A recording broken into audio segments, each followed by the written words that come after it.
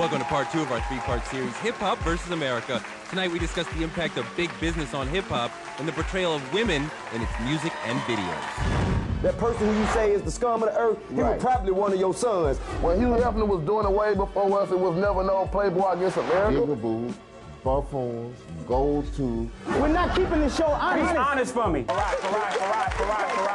Tattooed, bling wearing. Come on, in suit jackets and long skirts in that video, and BET say, what is this? We can't play this. If you reduce a female to a bitch, a hoe. You know what? I'm not gonna take this no more.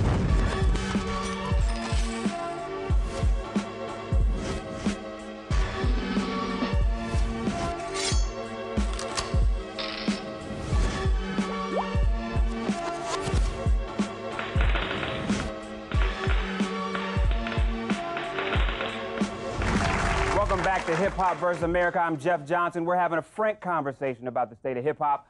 Next, we'll look at why the marriage between hip hop and big business is a loveless one. Check this out. The more money you make, the more problems you get. 5 carats on my hands with the cuts. It's all about the Benjamins. What? Hip-hop has become very commercial to the point now where these rappers feel like they have to talk about bling just to make the money. They feel this is a new era. It's time to talk about rims. It's time to talk about jewelry. It's time to talk about bling bling. They have to think in a way, what's going to sell, what's going to work, what's going to get put on the radio. If you talk about shooting, that's what's going to sell.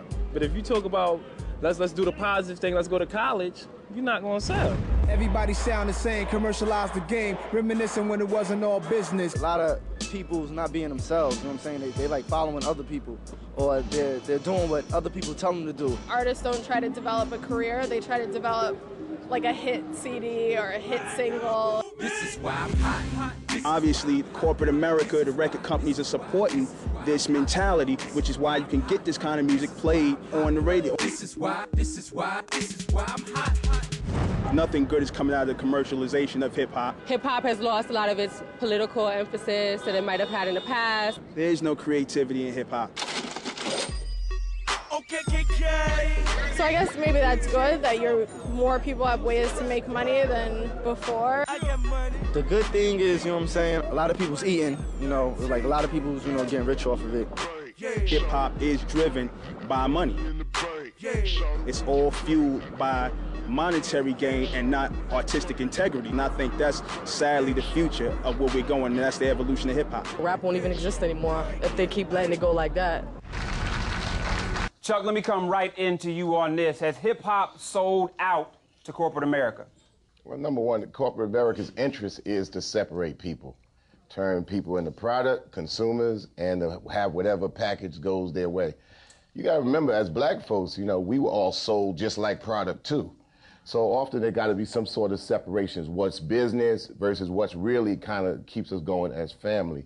So we gotta break it down to some kind of structure where we feel comfortable to doing our art and our business. And with that, Farad, thank you, Chuck. With that, Farad, we're talking about trying to create that difference and that delineation. But so often, there are those that are viewing hip-hop as really just that, an economic opportunity. How can you maintain integrity when money, in many cases, is the issue? I can't answer that question, but I would like to ask Nelly, because, you know, I am very aware of the work that you've done with trying to get black folks to be bone marrow donors, and I'm very aware of Tip Drill. And on NPR's News and Notes, which I host, we did something on the sexual economy of pornography and how black people fare in that. And black people are discriminated against in the porn industry. We get lower wages, believe it or not. There have been discrimination lawsuits about strippers. And so I wonder, when you do a video like Tip Drill, do you think about yourself as someone who's setting a price on the black female body? Well, first of all, the porn business is a $2 billion a year business. And whether you like it or not, it's been here before hip-hop was here, and it's going to be here far after hip-hop, even if it, you know, if hip-hop leaves. So corporate America, be that as it may, every major hotel chain participates in pornography. You can go to any hotel right now, click on there and order a movie, clean off the, you know, right off your TV set. But what about you?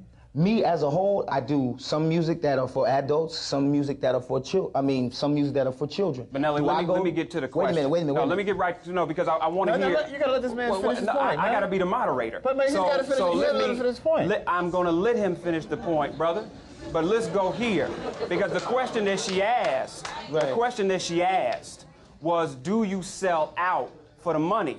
And well, I was going to get to that. I was going to get to that question, but my overall view was that it's a world thing. It's not just Nelly selling out as far as, you know what I'm saying, do I sell out the tip drill? No, I don't feel like I do. Do I sell out the sister? No, I do not. Did I go grab the sister and say, yo, you're being in my video whether you like it or not? No, we presented a job opportunity, and some people came in and they read what was going to be the requirements for the job, and they agreed, as adults do. They make choices in this America, in this place that we call America.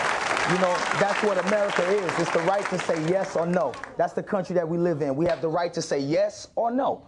You know what I'm saying? Whether you like it or not, you can say yes or no. That's America, freedom of choice. So by presenting them with that opportunity, some of these young ladies actually needed that money for whatever reason that they stated for, to do whatever purpose that they need, whether it be to send their child to school, whether it be to send their child to daycare so they can go to school and get an education. Now, I agree, when we did tip drill, and I wanted to address to the ladies to Spelman, you know, when I came down and to do a bone marrow drive, to talk to the sister, to try to educate more black people upon cancer and leukemia and things that were positive, I got a backlash and I was going to get protested. You feel what I'm saying? And I felt that was unfair, and I am a little bitter on this subject because I was doing that to help find a donor for my sister that is no longer with me right now. And I feel I was robbed out of an opportunity to help find a donor because I did an adult video that was for adults. And instead of you pulling a brother to the side and saying, yo, brother, after we try to help you find a donor for your sister and help educate the rest of the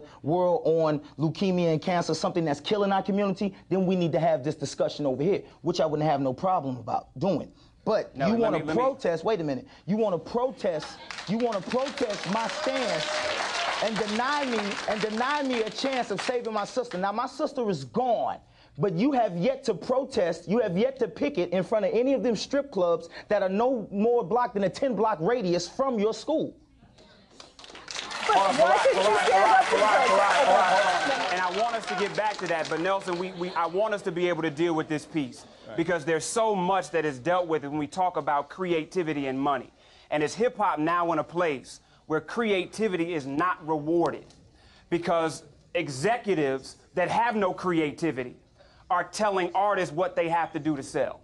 Well, there's a disconnect in the United States between hip-hop and its roots. And I say United States specifically. If you travel, I just came back from France. They still do graffiti art, they still break dance, they still respect emceeing in a different, it's still, they're political inherently because they're always talking about Bush, they're talking about the war in Iraq. These are things that either American MCs are not allowed to do or don't think to do. And I'm not quite clear, I'm not ready to make a blanket statement about what's happening there, but I know for a fact that we have black men shooting brown men in the war right now, and our folk voice, which is hip-hop, doesn't seem to address it on any consistent basis. And it's amazing to me that it doesn't, because when you look at some of the other things in history that we've dealt with, from the Nelson Mandela, there was anti-crack, some of the stuff Chuck did. I mean, we have a tradition in our music of talking about all the conditions that affect us, not just whether or not we can sell records, whether or not we got bling. And to pick up on Nelly's point, the real issue here is some artists have talked about it, but it's not their single, it's not their video. And those are decisions that are made outside of them. We need to be interrogating the record companies. The artists have responsibility as well. They're all, I don't want to disconnect that. The record company, the artists have responsibility, and the radio stations. So we have to make sure this whole matrix of things control how this expression goes.